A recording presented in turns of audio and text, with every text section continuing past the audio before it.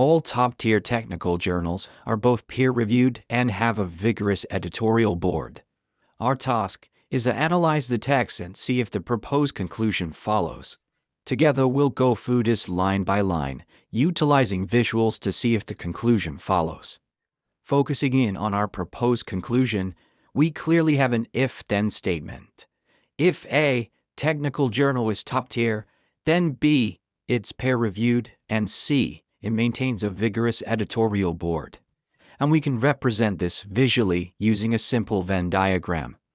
We're going to draw two circles that intersect labeled B and C, and inside this cross-section of the two circles, we'll draw a smaller circle labeled A, top-tier technical journal. And this visual shows if something falls inside A, it must also fall inside B and C. Shifting over to the text, our sentences. In the valve of scholarly publishing, the most respected titles are those recognized for their quality control.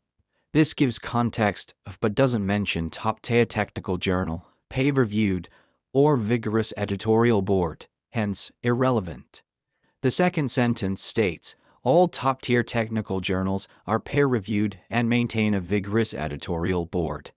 This sentence is crucial. It explicitly says all top-tier technical journals are peer-reviewed, or ARB, and maintain a vigorous editorial board, or ARC. Using our visual representation, we can see Circle A, top-tier technical journals, is entirely within B and C. This perfectly matches our provided logic, hence the conclusion follows.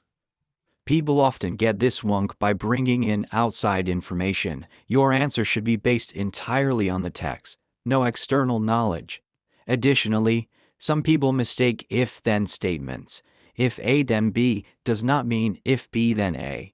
In our case, just because of it maintains a vigorous editorial board and it's peer-reviewed, it does not mean it's part of a top-tier technical journal. And remember, the visuals really do help.